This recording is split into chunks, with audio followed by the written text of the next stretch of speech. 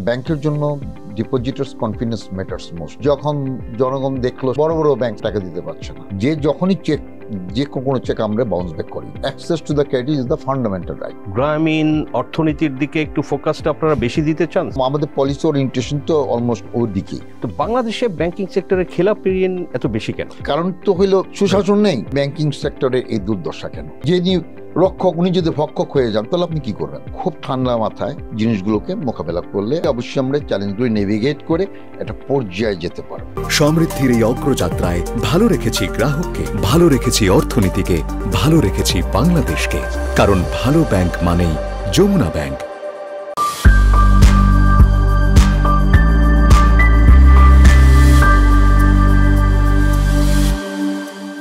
প্রিয় দর্শক, Jamuna bank presence TV's corporate টক্সে আপনাদের সবাইকে স্বাগতম।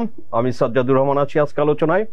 দর্শক, আমাদের সঙ্গে স্টুডিওতে আছেন সিটিজেন্স ব্যাংক, বলা যেতে পারে যে বাংলাদেশের সব থেকে নতুন ব্যাংক, যারা 2 বছর আগে যাত্রা শুরু করেছে। তো সিটিজেন্স ব্যাংকের managing director and CEO Mohammad Masum আজকে আমাদের সঙ্গে অতিথি হিসেবে আছেন। সো দর্শক, আমরা আলোচনা করব ওভারঅল বাংলাদেশের আসলে ব্যাংকিং সেক্টর নিয়ে অনেক রকমের কাজ চলছে, নতুন সরকার, নতুন গভর্নর, এবং আসলে অনেক ধরনের রুলস সেগুলো আসছে। এবং আমরা দেখেছি যে গত যে সরকারের সময়ে যে ব্যাংকিং সেক্টরে অনেক বেশি যে লুটপাট হয়েছে সেগুলো আসলে আমরা এখন দেখতে পাচ্ছি। তো দর্শক, আমরা প্রথমেই আলোচনা আসলে করব সিটিজেন্স ব্যাংক নিয়ে, দেখি তারপরে আমরা ওভারঅল বাংলাদেশের ইকোনমি ব্যাংকিং সেক্টর নিয়ে আলোচনা করব, আপনাদের সঙ্গে শেয়ার করব। সো মোহাম্মদ মাসুম, আপনাকে স্বাগতম টিভিএস। ধন্যবাদ আপনাকে আমাকে ইনভাইট করার জন্য আজকের এই অনুষ্ঠানে। Thank you for joining us. আপনার আজকে অফিস ডে, তারপরে আমাদের সময় দিতে পেরেছেন, we are really grateful. So Masum ভাই, যেটা বলছিলাম যে আপনার সিটিজেন্স ব্যাংক নতুন ব্যাংক, তো আপনাদের ব্যাংক নিয়ে যদি একটু শেয়ার করেন যে এখন আসলে আপনাদের কেমন চলছে। সিটিজেন্স ব্যাংক আমরা জানি যে এটা 61তম ব্যাংক, সর্বকনিষ্ঠ ব্যাংক। তো হাইলি কম্পিটিটিভ মার্কেট। আমরা ধরুন কোভিডের পরপরই আমাদের কর্মকাণ্ড শুরু করতে আমরা লেটও হয়ে গেল বিভিন্নভাবে। তো আমরা 2 বছর অতিক্রান্ত করছি। তো বিভিন্ন চ্যালেঞ্জ তো সম্মুখীন। নতুন ব্যাংক, আপনারা জানেন যে ব্যাংকিং ওভারঅল সেক্টরের উপর একটা বড় ধরনের হেডউইন্ডস ফেস করতে হয়েছে। সবচেয়ে বড় কথা কনফিডেন্স লেভেল। একটা ব্যাংকের ক্যাপিটাল তো প্রমোটার্সরা ইনজেক্ট করেই, কিন্তু সবচেয়ে বড় কথা হলো ডিপোজিটার্স মানি। ব্যাংক হলো একটা ফাইন্যান্সিয়াল ইন্টারমিডিয়ারি। এটা ধরেন যারা সারপ্লাস ইউনিটস থেকে টাকা নিয়ে ডেফিসিট ইউনিটসে ফাইন্যান্স করে, এটা তো ব্যাংকের এটা বাই ডিফল্ট এটা তার function. Bank basically is a lender. Right. তো নতুন ব্যাংকের যে পরবর্তী যে সমস্ত স্পোরাডিক ইভেন্টস ঘটে গেল বিগত সময় থেকে, সরকারের সময় থেকে যে সমস্ত জিনিস সার্ফেস আসা শুরু করলো, সেখানে মানুষের কনফিডেন্সের জায়গাটাই মানে খুব ফ্রাজাইল একটা ধাক্কা খেলো আর কি। তা ব্যাংকের জন্য ডিপোজিটার্স কনফিডেন্স ম্যাটার্স মোস্ট। আমি মনে করি কনফিডেন্সটা কিন্তু মোর দেন মনিটারি ক্যাপিটাল। ডিপোজিটার্স আস্থা যদি না থাকে ব্যাংকের উপর, আপনারা জানেন যে এক সময় ম্যাট্রিক্স মানির জন্ম হলো, ব্যাংক থেকে হিউজ মানি উইথড্রল হলো। যখন জনগণ দেখলো, সাধারণ মানুষ দেখলো যে বড় বড় ব্যাংক, ফার্স্ট জেনারেশন ব্যাংকে টাকা দিতে পারছে না, তখন একটা নতুন ব্যাংক তার উপর আস্থার জায়গাটা না থাকে তো স্বাভাবিক, কি বলেন? যে সেই সময় আমাদেরকে অনেক এই চ্যালেঞ্জগুলো নেভিগেট করতে হয়েছে। ওকে, এই যে আপনি বললেন যে কম্পিটিটিভ, হাইলি কম্পিটিটিভ 61 ব্যাংকস বাংলাদেশের ইকোনমি, অনেকেই বলে থাকে এই তুলনায় অত ইয়ে না। এই যে কম্পিটিশন আপনারা ফেস করছেন নিউয়েস্ট ব্যাংক হিসেবে, কি কি ধরনের কম্পিটিশন ফেস করছেন? না, একটা হলো ধরেন 61তম bank. In terms of our size of GDP আমাদের এতগুলি ব্যাংকের দরকার আছে কিনা, এটাও কিন্তু অনেক প্রশ্নমান আছে। এটা নিয়ে অনেক প্রশ্ন বিভিন্ন সময় সম্মুখীন হতে হয়েছে, এটা তো জানেন আপনারা। তারপরে আমি মনে করি যে কম্পিটিটিভনেস তো থাকবেই, বিকজ বিজনেসের এক্সপানশন গ্রোথ তো ওইভাবে হয়নি। আপনারা জানেন যে আমরা যদি বলি ফিনান্সিয়াল ইনক্লুশন, যা বাংলাদেশ ব্যাংক বিভিন্ন পলিসি করলো এক সময় 2:1 পেলে 1:1, যে ফাইন্যান্সিয়াল ইনক্লুশনের জায়গাটাকে ইনশিওর করার জন্য। তারপরে ওই ব্যাংকগুলো কিন্তু মোটামুটি একটা নগর কেন্দ্রিক একটা ভাবধারাই চলছিল আর রাইট, কিন্তু ওইভাবে কিন্তু ডিসপারশনটা অ্যাক্রস দ্য কান্ট্রি হয়নি। যদি বলেন যে এখনো আনব্যাংক পিপলের সংখ্যা অনেক, কারণ অনেককেই আমরা অনবোর্ড করতে পারিনি। ফ্রম দ্যাট পার্সপেক্টিভ যদি বলেন ফিনান্সিয়াল ইনক্লুশন, তাহলে এখনো ব্যাংকের দরকার আছে, কিন্তু ওরিয়েন্টেশন যদি সি চেঞ্জ না হয়, প্যারাডাইম শিফট না হয়, তাহলে কিন্তু যতই বলি না কেন আমরা কিন্তু ওইভাবে মানে আউটরিচ করতে পারবো না। এই যে প্যারাডাইম শিফট বলতে কি? প্যারাডাইম শিফট মানে যে আমরা রুরাল এরিয়াতে যাব, আমাদের কল্যাণমুখী একটা চিন্তা ভাবনা থাকবে, প্রফিট হবে, এটা লজিক্যাল সিকোয়েন্স, উদ্যোক্তা তৈরি করা। এই যে কতগুলি জিনিস আছে, রেসপন্সিবল লেন্ডিং যেটা আমি বলি, আমরা জানি প্রিন্সিপালস অফ রেসপন্সিবল লেন্ডিং বলতে যেটা বোঝায়, আমার একটা সামাজিক দায়বদ্ধতা আছে, আমি একজন লেন্ডার। সুতরাং সামাজিক দায়বদ্ধতার জন্য আমি শুধু যে কর্পোরেট সেগমেন্টেই কনফাইন থাকবে, এর বাইরে আমরা যাব না, এই চিন্তা থেকে বেরিয়ে আসা, একটা ওয়েলফেয়ার ওরিয়েন্টেশন কাজ করা, যে যারা আনব্যাংক পিপল, যাদের অ্যাক্সেস টু দ্য, না আপনাদের access to the credit fundamental right, এটা কিন্তু প্রথম কিন্তু গ্রামীণ ব্যাংকের যে স্লোগানটা ছিল ডক্টর মোহাম্মদ ইউনূস, এই জিনিসটা উনি এস্টাবলিশ করতে পেরেছেন। এটারই কিন্তু একটা ইম্প্যাক্ট কিন্তু সব জায়গায় ঘুরে বেড়ায়। Access to the credit is the fundamental right. কারণ উনি তো least privilege, under privilege section দিয়ে ওই সুন্দর চ্যালেঞ্জিং এনভায়রনমেন্টে কাজ করে গেছে, সেটা কিন্তু একটা টেস্টামেন্ট, একটা রোল মডেল। তার মানে কি আপনাদের ফোকাসটা, আপনি কি গ্রামীণ অর্থনীতির দিকে একটু ফোকাসটা আপনারা বেশি দিতে চান সিটিজেন্স ব্যাংক? না, আমি এজ এ ব্যাংকের হিসেবে তাই মনে করি আর কি, যে আমাদের ফোকাসটা ওদিকে, আমাদের পলিসি ওরিয়েন্টেশন তো অলমোস্ট ওর দিকেই। যেমন হয়তো আমরা ছোট ব্রাঞ্চের সংখ্যা খুব একটা বাড়াইতে পারিনি। কয়টা ব্রাঞ্চ আপনাদের এখন? 18টা ব্রাঞ্চেস, 18টা, আর আমরা আরো কিছু ব্রাঞ্চ ওপেন করার জন্য অলরেডি বাংলাদেশ ব্যাংকে। এর মধ্যে ঢাকা কয়টা?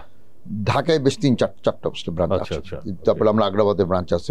আমরা করেছি 1:1 যে রেশিওটা, সেটাকে আমরা ইনশিওর করার চেষ্টা করছি, মানে একটা রুরাল ব্রাঞ্চ থাকতে হবে, একটা করেসপন্ডিং আরবান বেসড ব্রাঞ্চ। তো এই আর কি। তো আমাদের পলিসি ওরিয়েন্টেশনটা ছিল যে আমরা একটু ওই দিকে ফোকাস করব, যে এমএসএমই খাতটা, যেটা আমরা জানি যে ড্রাইভিং ফোর্স দেখুন আপনারা সবাই বলেন, তো ওই উদ্যোক্তা বা স্টার্টআপ ফাইন্যান্স, কিন্তু ওই সেক্টরই তো মানে এই যে অ্যাক্সেস টু ফাইন্যান্স, যেটা ওইটাই কিন্তু সবচেয়ে বড় জিনিস। ওখানে যদি অনেকেই আছে, অনেকেরই ইনোভেটিভনেস আছে, আইডিয়া আছে, আইডিয়াটাকে কংক্রিটাইজ করা, ফান্ডিং এর অভাবই কিন্তু তারা এগোতে পারছে না।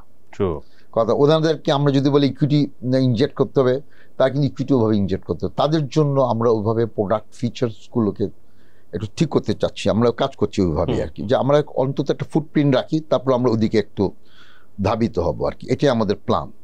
কেন একটা নিজের অবস্থানটাকে একটা পর্যায়ে কনসিডার, কেন আমি বলছি যে আমাদের জন্মের পর থেকে ব্যাংকের আমরা কিন্তু বিভিন্ন মুখে মাল্টিফেসিটেড চ্যালেঞ্জেস ফেস করেছি, একটা পর একটা।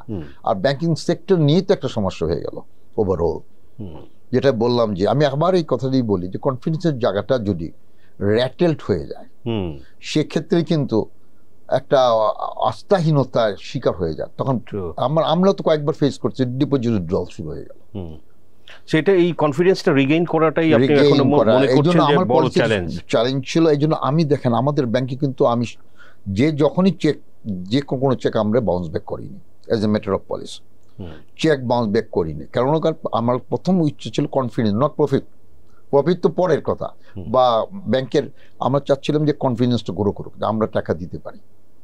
নট এ সিঙ্গেল চেক এই পর্যন্ত আমরা বাউন্স ব্যাক করিনি। আবার সে টাকাগুলি কিন্তু আবার ফিরে আসছে, কথা বুঝতে পেরেছেন?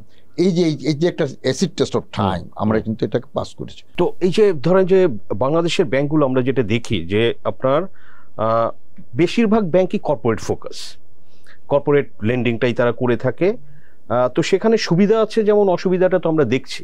সুবিধা হচ্ছে যে হয়তো ধরেন 100 কোটি টাকা একটা বিজনেস গ্রুপে দিল, এটার রিলেশনশিপ ম্যানেজার 1-2জনই এনাফ এটারে ম্যানেজ করতে পারে। বাট মাইক্রো এসএমই এগুলো দিলেই 100 কোটি টাকা আপনার থাউজেন্ডস অফ ক্লায়েন্ট দিতে হবে, ওখানে মনিটরিং। এইসব কারণে বাংলাদেশের ব্যাংকগুলো আমরা দেখেছি যে আসলে কর্পোরেট দিকে focus, but that has become boomerang. যদি আমরা এখন দেখি যে এই যে এত এনপিএল, এটা কিন্তু আমরা দেখছি বড় বড় গ্রুপ সব ফেল করেছে। সো আপনারা কি ভাবছেন এগুলো নিয়ে? না, আপনার ঠিকই বলেছেন যে কর্পোরেট সেগমেন্টে আমাদের অপারেটিং কস্ট অতখানি লাগে না। একটা হলো আমাদের রিস্ক পারসেপশনটা কিন্তু এরকম যে স্মল অ্যান্ড মিডিয়াম এন্টারপ্রাইজ বা মাইক্রো এন্টারপ্রাইজ এদের কিন্তু রেজিলিয়েন্স ওভাবে গ্রো করে না। যে কোনো রকমের ধাক্কা এরা মানে ওইটাকে ওভারকাম করা তাদের জন্য ডিফিকাল্ট হয়ে যায়। তো সেই জন্য তাদের কিছু তো আমরা তো খুব বড় এক্সপোজারও নেই না। তো একটা কথা আমি যেটা মনে করি যে ব্যাংকের রোলটা এখন ওভারঅল সোশিও ইকোনমিক অবস্থার প্রেক্ষাপটে শুধু লেন্ডারের ভূমিকা, কনভেনশনাল লেন্ডারের ভূমিকা পালন করা যাবে না। এক্ষেত্রে তাকে মানে মেন্টরের ভূমিকা পালন করতে হবে, কনসালটেন্সি করতে হবে তাকে উদ্যোক্তা, তার যদি ভালো আইডিয়া থাকে সেটাকে কনক্রিটাইজ করার জন্য তাকে একটু মানে ওয়ে আউট প্ল্যানটাও তাকে দিতে হবে। তো সেটা অনেক সময় অনেক আইডিয়াকে, অনেক ভালো আইডিয়া আছে কিন্তু এটাকে আর্টিকুলেট করতে পারে না, এবং ব্যাংকারের কাজ কি তার রিকোয়ারমেন্টসটাকে আর্টিকুলেট করে। আইডিয়ার উপরে তো বাংলাদেশের ব্যাংকগুলো লোন দেয় না, আপনার মর্গেজ না, ওটা তো করতে আইডিয়া এক জিনিস, মর্গেজ আরেক জিনিস। ব্যাংকের একটা ছিল যে আগে মর্গেজ বেস দিতে হবে, এটা দিতে হবে। এখন তো দেখেন আপনার কর্পোরেট সেগমেন্টে কিন্তু কেউ এখন মর্গেজ দিচ্ছে না, এবং ইন টার্মস অফ এক্সপোজার সেটা যেটা দিচ্ছে ভেরি মাচ মানে peanut, doesn't make educate sense from the security view point. তো বুঝতে পেরেছেন, একজনকে আমি 100 কোটি টাকা লোন দিলাম, সেখানে দেখবেন যে তার collateral not more than 10 crore, তার কি দেয়, কর্পোরেট গ্যারান্টি দেয়, পার্সোনাল গ্যারান্টি দেয়, এবং জমি ফ্ল্যাট দেয়, যেটা হচ্ছে যে আপনার দেখায় বাংলাদেশের লোনের মর্গেজের আপনার 70%ই আপনার হচ্ছে যে এই যে ফিক্সড অ্যাসেট, যেগুলো ফিক্সড ফাইন্যান্সিং, ওটা হাইপোথিকেশন থাকে। আপনি যেটা বলছেন রিয়েল এস্টেট প্রপার্টি, একটা হোম মর্গেজ দিলাম, সেখানে তো অটোমেটিক্যালি আমি সে বাড়িটা, এগুলো ইনফ্লেটেড প্রাইসে দেখানো হয়, ইনফ্লেটেড, যে জমির দাম 10 কোটি এটারে 100 কোটি টাকা। এইটাই তো, এগুলি তো হলো কি বলবো, এগুলি তো মেলা। কিন্তু এটা কেন হয়? ধরেন যে ব্যাংকাররা তারা তো এই ভ্যালুয়েশনটা বা প্রাইসটা আসলে তারা তো জানতে পারে, বা থার্ড পার্টি দিয়েও তো তারা করতে পারে। এখানে ইথিক্সের সাথে কম্প্রোমাইজ করা হয়, এখানে ইন্টিগ্রিটি যাদের ঘাটতি আছে তারা এই কাজটা করে থাকে। আমার কথা হলো আমাকে দেখতে হবে দুই রকম ভ্যালু, একটা হলো মার্কেট ভ্যালু, আরেকটা হলো ফোর্স সেল ভ্যালু, যেটা আমরা ওয়ার্স্ট কেস সিনারিওতে ভ্যালুটা কি হতে পারে। ব্যাংক কিন্তু সবসময় ডাউন সাইড রিস্কটা দেখে, যে প্রপার্টি ভ্যালু যদি অ্যাবরাপ্ট ফল করে, ইন দ্যাট কেস আমি কি কভারেজটা পাবো। এই জন্য ওখানে কিন্তু একটু কনজারভেটিভ ভ্যালুয়েশন করা হয়। আপনারা জানেন, একটা হলো মার্কেট ভ্যালু যেটা প্রিভেলিং রেটে আছে, আর একটা আমরা কি দেখি যে ফোর্স সেল ভ্যালু। তখন কি হবে, যখন ব্যাংক যখন প্রপার্টি বিক্রি করতে যায় তখন কিন্তু এক্সপেক্টেড লেভেল অফ প্রাইস পায় না। সেটা আপনি কোর্টের ইন্টারভেনশনের মাধ্যমে যান, নিলামে যান, আপনি কিন্তু সেটা পাবেন না, অনেক কম দাম তখন কিন্তু এসে যায়। তখন ব্যাংক চিন্তা করে যে আমার এক্সপোজার যতখানি আছে অতখানি কাভারেজ পেলে ব্যাংকার হ্যাপি, কিন্তু এর চেয়ে বেশি যদি বিক্রি করতে পারে তো সারপ্লাস যেটা থাকে আপনার adjustment of the borrowers liability, defaulted loan হলে তো এই সমস্ত প্রপার্টি লিকুইডেশন প্রশ্ন আসে, বাকিটা বোরোয়ার্স নিয়ে গেল, কথা বুঝতে পারছেন। তো এই আর কি। তো যেটা আপনি বললেন সেটা হয়তো আমি বলে এটা ইথিক্যালি নট সাউন্ড প্র্যাকটিস। অনেক বোরোয়ার খারাপ হয়ে যায় ব্যাংকার্সদের জন্যই, ওভার ফাইন্যান্সিং করে, অনেক ক্ষেত্রে আন্ডার ফাইন্যান্সিংও করে, অনেক সময় over stated valuation of the property করে। কেন করে জানে, টেকনিক্যাল অনেক বেনিফিট নিতে চায়। ওভার স্টেটেড ভ্যালুয়েশন হলে বেস ফর প্রভিশনিং এর একটা টেকনিক্যাল বেনিফিট পাওয়া যায়। As a result of this তার প্রভিশন রিকোয়ারমেন্ট একটু কমে আসে। কথা বুঝতে পারছেন, কারণ বলাই আছে যে রিয়েল এস্টেট প্রপার্টি হলে তার মার্কেট ভ্যালু 50% আপনার সাপোর্ট পায়, একটা কুশন পায়, যেটা অতখানি তার প্রভিশন রিকোয়ারমেন্ট ন্যাচারালি কমে আসে। বুঝছেন, এইটার জন্য করে। আর কিছু কিছু লোক করে তাকে ঋণ পাওয়াইয়ে দেওয়ার জন্য ইনফ্লেটেড ভ্যালু দেখায়, যাতে যিনি আপনার যার ডেলিগেশন, যিনি অ্যাপ্রুভিং অথরিটি, তাকে কনভিন্স করার জন্য। বাট রিয়েল লাইফ সিচুয়েশনে দেখা যাচ্ছে প্রপার্টি ভ্যালু অতখানি নয়। এরকম অনেক ধরনের, ইভেন দেখা যাচ্ছে আপনার inundated under plunge under water, সেটাকে দেখে যে একটা উঁচু জমির উপর, কথা বুঝতে পারি। এটা হলো ইন্টিগ্রেটিভ ইস্যু। আরেকজনের জমি ফলস দলিল দিয়েও দেখানো হয় বাংলাদেশে। বাংলাদেশ প্রপার্টি মানে এটা হচ্ছে, এই জন্য তো এখন প্রপার্টি রেখে দেওয়াটা হচ্ছে বিগ কোশ্চেন মার্ক। আপনি লয়ার কি বলে, লয়ার দেখে শুনে যে একেবারে ফোর্স দলিল এভাবে বানানো হয় যে এটাকে আসল নাকি এটা ভেরি ডিফিকাল্ট, কথা বুঝতে পারছেন। লয়ার বলে যে ফিজিক্যালি তো দেখে নেন, আপনারা ভেটিং করে নেন, আপনারা বালাম বই আছে, ভলিউম আছে, ওগুলি দেখেন চেইন অফ ডকুমেন্টস ঠিক আছে কিনা, ওনারশিপ যে চেঞ্জ হলো over the period of time ঠিক আছে কিনা, এগুলি চেক ব্যাক করতে হয়।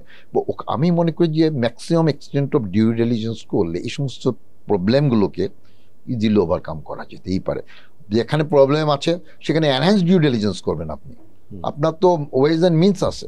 কারণ আপনি যদি নিজের টু গ্র্যাটিফাই ইউর ওন ইন্টারেস্ট আপনি যদি কম্প্রোমাইজ করে ফেলেন with the quality of lending, তাহলে তো that will not make any sense, মানে আপনি করাপ্ট। অনেক করাপ্ট ব্যাংকিং প্র্যাকটিসের জন্যও কিন্তু অনেক সমস্যা হয়ে গেছে, তখন সন্দেহের অবকাশ নেই। আপনার ধরেন যে 3 দশকের উপরে ব্যাংকিং সেক্টরে আপনার অভিজ্ঞতা, অনেক দেখেছেন আপনি, তো বাংলাদেশে ব্যাংকিং সেক্টরে খেলাপি ঋণ এত বেশি কেন? আচ্ছা, একটা হলো খেলাপি ঋণ, তো একটা বলি যে আমি সবসময় বলি ব্যাংকিং সেক্টরের সবচেয়ে বড় প্রবলেম, একই কথা ঘন ঘন সবাই বলি, সুশাসন। সুশাসন কিন্তু একটা ওয়েল এনকম্পাসিং টার্ম। সুশাসন বলতে আমরা কি বুঝাই? তো এখন কথা হলো বোর্ড ভার্সাস ম্যানেজমেন্ট। ম্যানেজমেন্ট যে যারা থাকবেন তার প্রফেশনাল লোকজন, they understand the nitty gritty, technical side বুঝে, পজিটিভ সাইড নাকি, বিকজ অন্যদিকে বোর্ডে যারা বসেন তারা ওনার্স। আপনার অনেক সময় দেখা যায় যে যারা বোর্ডে বসেন তাদেরকে আপনার ব্যাংকার বলেন, this is not the right terminology, অনেক সময় বলে। তারা কিন্তু owners, they have injected fund, তাদের কিন্তু অন্য অন্য বিজনেস আছে, তাদের ক্যাপাসিটি। ইনফ্যাক্ট ওনার্স না বলে তাদের শেয়ার হোল্ডার বলা হবে না। এটা ওনার্স মানে তারা তাদের বোর্ডে বসে ডাইরেক্টরস, ওনার্স মানে শেয়ার হোল্ডার্স। ওনারশিপ তো express in the form of share holding. আপনি যতখানি শেয়ার হোল্ড করেন আপনি ততখানি মালিকানা সত্ত্ব আছে, এটা তো বলার অপেক্ষা রাখে না।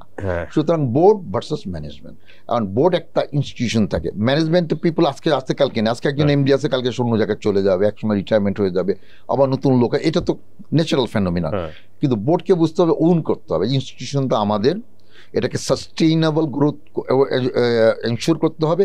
এই জন্য যে নিয়ম কানুন রুলস রেগুলেশন বাংলাদেশ ব্যাংক কেন দেখে, বাংলাদেশ ব্যাংক কেন দেখে এই পার্সপেক্টিভ হলো, ব্যাংক কিন্তু ম্যাক্সিমাম ডিল করে তার মেইন হলো ডিপোজিটার্স মানি, সেটাই সে ইন্টারমিডিয়েশন প্রসেসে লেন্ডিং করে। সো ডিপোজিটার্স মানে সাধারণ জনগণ, সাধারণ পাবলিক, তাদের ইন্টারেস্ট সিকিউর করার জন্য তো এত কিছু কথা বুঝতে। এই যে বাসেল 1, বাসেল 2, বাসেল 3 চলছে, ক্যাপিটাল এডুকেশন রেশিও এখন 12.5%, কথা বুঝতে পারছেন, অনেক পদ্ধতিগত চেঞ্জ আসছে, কিন্তু এটা এনফোর্সমেন্ট অভাবে আমরা সবই অ্যাডপ্ট করছি। তারপরে ব্যাংকিং সেক্টরের এই দুর্দশা কেন? দুর্দশা এই জন্যই যে সবকিছু আমরা পলিটিসাইজ করে ফেলি, একটা কথা হলো। একটা কথা হলো রেগুলেটরি বডিজ তাদের রোলটা তারা ঠিকমতো পালন করে, তারাও কম্প্রোমাইজ করে ফেলছে। আপনি বিভিন্ন প্রবলেম ব্যাংকে কিন্তু অবজারভারও ছিল, কিন্তু তারা তাদের রোল ঠিকমতো পালন করেনি। তাদের অবজারভারের সামনে এক পর্যায়ে তারা কম্প্রোমাইজ করে ফেলছে। সেক্ষেত্রে আপনি হুইল বিল দ্য ক্যাট। অবজারভারটা কি, সে কোনো প্রশ্ন আসলে কোনো কিছু হলে সে কিন্তু এটা রিপোর্ট করবে, তাই না? সে এটাকে নোট অফ ডিসেন্ট দেবে যে আমি এটা মানি না। এই কালচারটা আমাদের চালু হয়নি। আমরা শুধু নামক অবস্থা অবজারভার বসাই, অবজারভার বসানো ব্যাংকে তো আরো খারাপ হয়ে গেছে। বিগ কোশ্চেন মার্ক কথা। তাহলে সবচেয়ে বড় কথা, সব জায়গায় গভর্নমেন্ট সুশাসন কিভাবে হবে? রেগুলেটরি বডি কম্প্রোমাইজ যদি করে ফেলে, সুশাসন যিনি রক্ষক উনি যদি ভক্ষক হয়ে যান, তাহলে আপনি কি করবেন? বাংলাদেশে কিন্তু দিস দ্য রিয়ালিটি। সব জায়গায় কিন্তু সবারই অবস্থান থেকে রোল প্লে করা দরকার আছে। যেমন ম্যানেজমেন্ট রোল প্লে করবে, বোর্ডের রোল প্লে করবে, রেগুলেটরি বডিজ তারা তাদের রোল প্লে করবে। কারণ সব জায়গায় যদি কম্প্রোমাইজ হয়ে যায়, তাহলে আজকের যে অবস্থা আপনি বলতেছেন এনপিএলস কেন, এনপিএলস কারণ তো হইল সুশাসনের আউটকাম। সুশাসন নেই, আপনার ডিক্টেটেড ক্রেডিট দিয়েছেন, আপনারা যে ওভার ফাইন্যান্স করেছেন, তার কাগজে কলমের সব আপনার ইনফরমেশনগুলো কি দিয়েছেন, তথ্যগত বিভ্রান্তি ছিল। বাংলাদেশে যে হলিত তথ্যগত বিভ্রান্তি ছিল, আপনারা জানেন তো, অনেক ম্যানিপুলেশন, ডাটা যদি ম্যানিপুলেটেড হয়, দেখেন আমাদের এর আগে তো আমরা দেখেছেন যে আমাদের এক্সপোর্টের যে অনেক ক্ষেত্রেই আমরা দেখেছি এটা ডেটা ম্যানিপুলেশন। আপনি যেটা ধরেন যে বোর্ডের রোল, সেন্ট্রাল ব্যাংকের রোল এবং ম্যানেজমেন্টের রোল বললেন, যার যার অবস্থান থেকে রোল প্লে, আমি শুধু এটাই বলবো ম্যাচিউরড ওয়েতে প্রফেশনালি প্লে করতো, আজকে আমাদের দশা হতো না। আজকে আমাদের মুডিজ বাই আমাদের কান্ট্রি ওভার সোভারিন রেট, একটা ব্যাংক কিন্তু অবস্থা খারাপ হয়ে গেলে সোভারিন রেটিংটা খুব খারাপ হয়ে যায়। একটা অর্থনীতির হৃৎপিণ্ড, সেখানে তো অনেক আগে আমাদের সচেতন হচ্ছিল। সবচেয়ে বড় কথা, মাঝে মাঝে আমি মনে করি যে আমাদের মধ্যে দেশপ্রেমের ঘাটতি আছে। আচ্ছা, দেশাত্মক বোধ একটা ভালো, তাহলে আমরা এত অনাচার দুর্বৃত্তায়ন করতে পারতাম না। আপনি যে ধরেন যে আমরা দেখি ডিক্টেটেড লোন, আপনি যেটা বললেন যে বোর্ড, অনেক ব্যাংকের বোর্ডই হচ্ছে যে এরকম। আমরা যেসব ব্যাংকে ভালো দেখি সেগুলো দেখবেন যে রিলেটিভলি বোর্ড বেটার, ওইসব কারণেই ব্যাংকগুলো, আমি নাম বলছি না, জি। তো কিন্তু আমার কোশ্চেনটা হচ্ছে যে ধরেন এই যে ম্যানেজমেন্ট থেকে ধরেন যে বোর্ডের লোক তো আসলে লোনের প্রপোজালে বা ডকুমেন্টসে তাদের সিগনেচার থাকে না, থাকে ম্যানেজমেন্টের, এমডি, ডিএমডি বা ক্রেডিট অফিসার। কোশ্চেন হচ্ছে যে আমরা তো দেখিনি যে কোনো এমডি, ডিএমডি হুইসেল ব্লোয়ার হয়েছেন, সে রিজাইন করেছেন প্রোটেস্ট করে, যে এই যে সে ইসলামী ব্যাংকে যেভাবে চুরি হয়েছে বা ফার্স্ট সিকিউরিটি ব্যাংকে, বিভিন্ন ব্যাংকে আপনাদের মধ্যে প্রফেশনালরা ছিলেন, তারা ডিফার করতে শিখে নাই। তারা মনে করছে যে আমি চাকরি করে একটা ভালো বেতন পাই, আমার ফ্যামিলি অবলিগেশন আছে, ছেলে পেলে ভালো স্কুল ইউনিভার্সিটিতে পড়াই, বিদেশে পড়াই, দেশে পড়াই, আমার চাকরিটা যদি চলে যায় তাহলে কি করব? তারা কম্প্রোমাইজ করে ফেলছে। কিন্তু ইভেনচুয়ালি তাদের কি এন্ড রেজাল্ট হয় তা দেখতে পাচ্ছেন তো। অনেক সময় দেখা যাবে তারা কোনো এরকম হতে পারে, তারা কোনো আলটিমেট কোনো বেনিফিটই অংশীদার ছিল না, শুধু চাকরির মায়াতে উপরে থেকে যা ডিক্টেট হয়েছে সেটা তারা ইয়েস মিনিস্টার অনুযায়ী কাজ করে গিয়েছে। বাট তাদের সিগনেচার তো করতেই হবে, সাইন করতে হবে না, এবং সাইন করছে বলে তারা লায়াবল রেসপন্সিবল হয়ে গেল। কিন্তু যাদের দ্বারা উনি ডিক্টেটেড হয়েছেন তাদের তো কিছু হয়নি। আমার কথা বুঝতে পারছি, এখানে আইরনি অফ গ্রেট ফেট। আমরা তো কোনো বোর্ডের, আবার অনেক সময় দেখা যায় অনেক ম্যানেজমেন্টও তো অনেক খারাপ লোকজন থাকতে পারে, কিন্তু অনেক ক্ষেত্রে এটাও সত্যি কথা যে ম্যানেজমেন্টের লোকজন পারেনি, এতভাবে তাকে ডিক্টেটেড করা হয়েছে, তার চাকরি হারানোর ভয়, সে একটা ফাইন্যান্সিয়াল বেনিফিট নিচ্ছে, বিভিন্ন ধরনের হয়রানি এই সমস্ত থেকে বাবা ঠিক আছে চলুক, কথা বুঝতে পেরেছেন। সেই ক্ষেত্রে তো আপনার ওভারঅল ইকোসিস্টেমটার মধ্যে যদি গুড গভর্নেন্স না থাকে, যেমন এমডির সুরক্ষার এক নীতি আছে বাংলাদেশ, এটা যদি আমরা এনফোর্স করতে পারতাম যে এমডি তার একটা রোল রয়ে গেছে, সে এবং ইচ্ছা করলে তাকে সরানো যায় না। হ্যাঁ, ইচ্ছা করলে তাকে সময় গভর্নর উনি এই সার্কুলারটা দিয়েছিলেন, হ্যাঁ, কিন্তু ওইটা কতখানি এনফোর্স বা ইমপ্লিমেন্টেশন হয় সেটাও দেখার ব্যাপার। কোনো এমডি কিন্তু এই নিয়ে কথা বলে না, কথা বুঝতে পেরেছেন। অনেকে হয়ে যায় ভিকটিম অফ দ্য সার্কামস্টেন্সেস, অনেকে আবার নিজেরাই করাপ্ট। রাইট।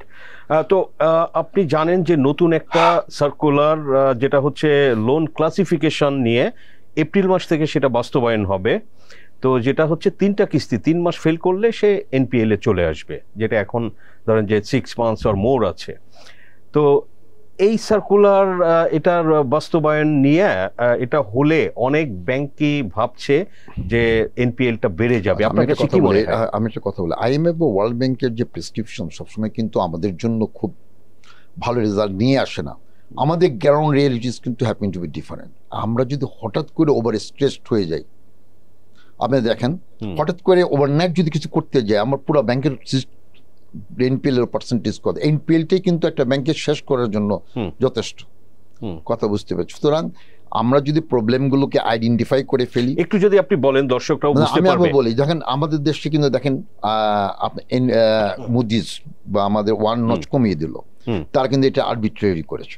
আরবিট্রারি এই জন্য করেছে, আমাদের যেভাবে জিনিসপত্র গুছানো হচ্ছে, দুর্বৃত্তায়ন তো বন্ধ করে গেছে নাকি বলেন, যেটা ওটা তো বন্ধ করা গেছে, আর ভবিষ্যতে হবে না, বা এই সময় সরকার অনেক ব্যবস্থা নিয়েছে, কিন্তু যেটা হয়ে গেছে। যদি একটু উদাহরণ দিয়ে বলেন, যে ধরেন যে এই যে 3 মাসে যদি এনপিএল হয়, তো তাহলে ব্যাংকের উপরে কি ধরনের ইম্প্যাক্ট হবে? পার্সেন্টেজ অফ ক্লাসিফিকেশন বেড়ে যাবে, ভালোভাবে বেড়ে, সিগনিফিকেন্টলি বেড়ে যাবে। তো তারপরে কি হবে? তাহলে ব্যাংকগুলো প্রত্যেকটা ক্যাপিটাল ইরোডেড হয়ে যাবে, কারণ তাদের সেই অ্যাফোর্ডেবিলিটি নাই সঞ্চিতে বা প্রভিশন রাখার। প্রভিশন রাখলে কি হয়, না রাখলে ক্যাপিটাল উপরে হিট করে, কথা বুঝতে।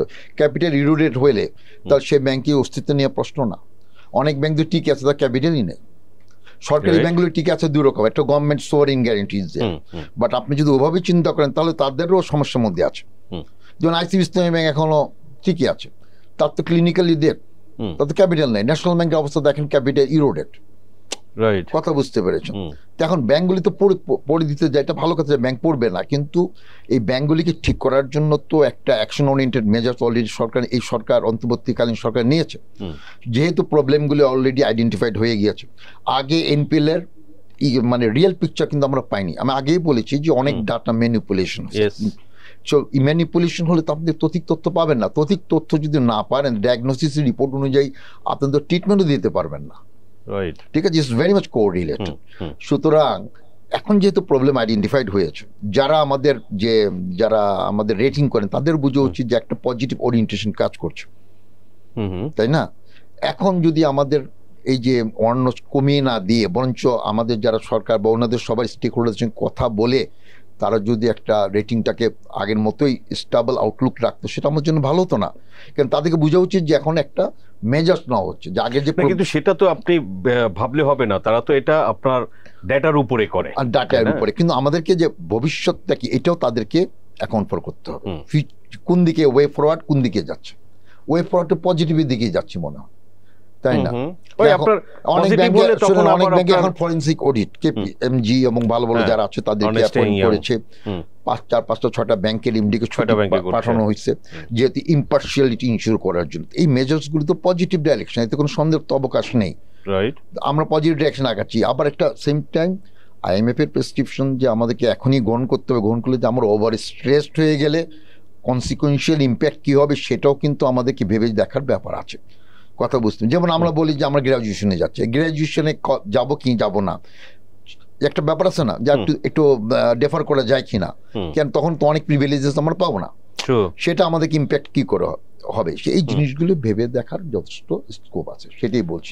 গত সপ্তাহে একটা স্ট্রেস টেস্টিং নিয়ে একটা নতুন সার্কুলার ইস্যু হয়েছে, আপনি কি দেখেছেন? হ্যাঁ, তো সেটার ইমপ্লিকেশন এখন স্ট্রেস টেস্ট করে প্রত্যেকে, কেউ কেউ বলছে যে এটা মোর ভিগোরাস এবং এটা করলে ধরেন যে ওই ব্যাংকগুলো ক্যাপিটাল অ্যাডিকুয়েসি রেশিও মেইনটেইন করতে পারবে না, অনেকে পারবে না। কিন্তু এইটা করার ফলে কি, এটা তো হলো যে এটা হলো একটা এক্সপেরিমেন্টাল, এটাও কিন্তু একটা এক্সপেরিমেন্টাল আসলে। এই এটা সাইমুলেশন টেস্টের মতো, সেনসিটিভিটি অ্যানালাইসিস। এটা করে দেখবে যে ব্যাংকের অবস্থা কি, হয়তো তখন পলিসি চেঞ্জ করে দেবে যে এত ওভারস্ট্রেস করা যাবে না। এটা তো পরীক্ষামূলক, যেটা দিয়েছিল পরীক্ষামূলক, যে প্রত্যেকটা ব্যাংকের এটা যদি অ্যাপ্লাই করা হয় তার এনপিএল এর ডাইরেকশনটা কোন দিকে যায় এবং তার ক্যাপিটালের উপরে ইম্প্যাক্টেড কতখানি হয়, প্লাস তার প্রভিশন করার সক্ষমতা কতখানি আছে, এইগুলি তো আমরা পেয়ে গিয়ে আমাদেরকে একটা বাস্তব ভিত্তিক পলিসি নিতে হবে যে আমরা যেটা নীতিমালা করছি লোন প্রভিশনিং, এটা আরেকটু লিস্ট স্ট্রিনজেন্ট করা যায় কিনা, একটু ফ্লেক্সিবিলিটি আসা যায় কিনা, কথা বুঝতে পারছেন? এটা ভালো দিক। তো এটা তো মানে কোনো একটা সিদ্ধান্ত নেওয়ার আগে এই এক্সপেরিমেন্টগুলি চালাকে ওয়েলকাম করি আমরা, কেন এর ফলে বাংলাদেশ ব্যাংক বা রেগুলেটরি বোর্ড একটা ফেয়ার পিকচার পাবে। তখন দেখবে ঠিক আছে, আমরা এইভাবে না আসতে দিয়ে টাইম দিই। কেন আমার যদি ওভার স্ট্রেস হয়ে যায়, আমার কান্ট্রির সোভারিন রেটিং কোন দিকে যাবে, ফলে কস্ট অফ ডুইং বিজনেস আমাদের শুধু ব্যাংক না, তো আপনি তো ধরেন যে বড়োয়াররাও তো ইম্প্যাক্টেড হবে, সে যদি ডিফল্টার হয় সে তো না ফ্যাসিলিটিস পাবে না। সে এই যে আমাদের দেখুন এখন কিন্তু একটা স্ট্যাগনেন্স, এটা শর্ট স্ট্যাগফ্লেশন এখন আমি বলবো, ইকোনমিক কোনো মোমেন্টাম এখন হচ্ছে না, ইনফ্লেশন কমানো যাচ্ছে না, এই ইস্যুসগুলো কিন্তু আমাদেরকে এখন ম্যাটার করে। ইনফ্লেশনের ইম্প্যাক্টটা কিন্তু মাল্টিফেরিয়াস, ইনফ্লেশনকে কন্ট্রোল করার ওভাররাইডিং কনসার্ন। শুধু মনিটারি পলিসির টুল দিয়ে কিন্তু বাংলাদেশের মতো কান্ট্রিতে ইনফ্লেশন কন্ট্রোল করা যাবে না। সাম আদার ফিসক্যাল পলিসিতে আমার দেখতে হবে, যেমন ট্যাক্স। আমরা যদি ভ্যাট ইম্পোজ করে দেই বা তাই না, বা এটা কে যাবে, এটা তো আমার কনজিউমার্স উপরে যাবে। সেক্ষেত্রে আমরা যদি ডাইরেক্ট ট্যাক্স, আমরা বলি যে আমাদের ট্যাক্স জিডিপি রেশিও কত, ইভেন 7%, যেটা আইডিয়াল কনস্ট্রাক্ট। সুতরাং আমার ট্যাক্সের নেট বাড়াইতে হবে, নেট ডাইরেক্ট ট্যাক্স উপর গুরুত্ব দিতে হবে rather than indirect tax. Indirect tax হলে কিন্তু ইনফ্লেশনের উপর একটা চাপ আসবে। অন্যদিকে দেখেন ডলারের ভ্যালুটা, এটাও কিন্তু আমাদের ইনফ্লেশনের, বিকজ আমরা ইম্পোর্ট বেস কান্ট্রি, সেটাও কিন্তু ইম্প্যাক্ট করবে। এগুলো কিন্তু একটু ট্রেড অফ করে একটা সুন্দর একটা সিদ্ধান্ত আমাদেরকে নিতে হবে, কথা বুঝছেন? তাহলে ইনফ্লেশন কন্ট্রোল করা কিন্তু ডিফিকাল্ট হয়েছে, এখনো কিন্তু আমাদের ডাবল ডিজিট ইনফ্লেশন। রাইট, অনেক ব্যাংকারই আপনার মতোই বলেছেন যে এই যে 3 মান্থসে ডিফল্ট হওয়া বা স্ট্রেস টেস্টিং ভিগোরাস এগুলো দরকার আছে, বাট টাইমিং অতই নয়। তারা দেখতে চাচ্ছে যে কি অবস্থা হয়, তখন তার পলিসিগত নীতিগতভাবে চেঞ্জ করতে পারে। ওকে, আমার কথা বুঝতে পেরেছেন? বুঝতে পেরেছি। যে এগুলিকে আমরা সহনীয় পর্যায়ে আসে নেগোবার স্ট্রেস হয়ে যাবে, ঠিক আছে আমরা আরেকটু সহনীয় পর্যায়ে নিয়ে যাই লোন ক্লাসিফিকেশনের পলিসিগুলোকে। হ্যাঁ, ওকে, ফাইন, এটা ভালো দিক, কিন্তু pragmatic approach I should say rather. আচ্ছা, বাট যেটা হচ্ছে যে ধরেন যে বাংলাদেশের ওভারঅল আপনি যেটা বললেন যে বিজনেস সিচুয়েশন, এখানে ডিমান্ড ডাউন, আপনি ইনভেস্টমেন্ট অলমোস্ট নাই, এখন এমপ্লয়মেন্ট নাই, আপনি এই সিচুয়েশনে অনেকেই বলে যে এটা কি এখন সেই উপযুক্ত সময় এই যে 3 মান্থসে? না, আমি তো বলছি ওভারসিজ করলে আমার বিজনেস, আমাদের সব বিজনেস এখন দেখেন, আপনি দেখেন private sector credit growth, private sector driven growth, আমাদের প্রাইভেট সেক্টরের লোন ইনফ্লো কত কমে গেছে, 3.5 বছরের মধ্যে অনেক কমে গেছে, 12%। সুতরাং এদিকে তো আমাদের নজর দিতে হবে। এই যে হয়তো অনেক বিজনেস প্রতিষ্ঠান যারা বিগ উইক ছিলেন, তারা অনেকেই কিন্তু এখন দেশের মধ্যে নেই, ওর বিজনেসগুলো কিন্তু সাফার করতেছে, কথা বুঝতে পেরেছেন? হ্যাঁ, তো এই ইস্যুসগুলো কিন্তু আমি খুব চ্যালেঞ্জিং একটা ব্যাপার স্যাপার, খুব ঠান্ডা মাথায় খুব পরিপক্কভাবে জিনিসগুলোকে মোকাবেলা করলে এবং আমাদের যদি সদিচ্ছা থাকে, আমি মনে করি অবশ্যই আমরা চ্যালেঞ্জগুলো নেভিগেট করে একটা পর্যায়ে যেতে পারবো। ওকে, আমরা আলোচনার শেষের দিকে আপনার ব্যাংক নিয়েই একটা কোশ্চেন করে শেষ করতে চাই। সেটা হচ্ছে যে আপনি এখানে এসেছেন 2 বছর, রাইট? সিরিজেন্স ব্যাংক না, সিরিজেন্স ব্যাংক চালু অপারেশনে 2 বছর। এর আগে কাজ করতে হয়েছে, ওপেনিং অনেক কাজ ছিল। ওকে, ধরেন যে আপনি 2 বছর পরে, নেক্সট 5 ইয়ার্স পরে সিরিজেন্স ব্যাংকটা কোথায় আসলে আপনার দেখতে চান? নিশ্চয়ই কোনো আপনার মিশন আছে। আমি আমার বোর্ড আমার কাছে বেশ ভালোই মনে হয়, প্রফেশনাল বোর্ড। ওনার যদি এইটাই যদি বেশ ধারাবাহিকতা বজায় থাকে এবং নেক্সট কোনো এমডি বা যারা আসবেন তারা যদি সেই ধারাবাহিকতা ব্যাংকের ইন্টারেস্টটাকে যাতে কোনোভাবেই ইনজুরিয়াস না হয় সেদিকে পদক্ষেপ নেয় এবং গভর্নেন্সটা সাইডটা যেটা আছে সেটাও যদি কন্টিনিউটি থাকে তাহলে অবশ্যই এই ব্যাংক আমি বলছি তো ব্যাংক ছোট বড় বড় কথা না, ব্যাংকের মেইন হলো গভর্নেন্স এবং যারা ম্যানেজমেন্টে থাকেন তাদের প্রফেশনাল অ্যাটিটিউড লাগবে, তাহলে আপনি কোনোভাবেই পড়ে যাবেন না। আপনাকে কমপ্লায়েন্স কালচার ইনশিওর করতে হবে, রিস্ক ম্যানেজমেন্ট প্রপার রিস্ক ম্যানেজমেন্টের কালচার গ্রো করতে হবে, কমপ্লায়েন্সের সঙ্গে কম্প্রোমাইজ করা যাবে না, আপনি ভালো করবেন what may be the external adversities. Thank you. Right, thank you Mohammad Masum, আপনার ব্যস্ততা সত্ত্বেও টিবিএসকে সময় দেওয়ার জন্য আপনাকে আবারও ধন্যবাদ। জি থ্যাংক ইউ, আপনাকে আবার ধন্যবাদ। দর্শক, আমরা আলোচনা করলাম Mohammad Masum, managing director and CEO citizens bank. আমরা আগেই বলেছি যে এটা নিউয়েস্ট ব্যাংক এবং বাংলাদেশের ব্যাংকিং সেক্টরের চ্যালেঞ্জেসগুলো নিয়ে আলোচনা করলাম। যে পয়েন্টটা বারবারই উনি বলেছেন যে আসলে কনফিডেন্স রিগেইন করাটা ব্যাংকিং সেক্টরের জন্য এখন সব থেকে বড় চ্যালেঞ্জ, এবং আসলে দেশের ওভারঅল ব্যবসা বাণিজ্য যেহেতু একটু ডাউন ট্রেন্ডে আছে, এগুলো কিভাবে রিগেইন করা যায়।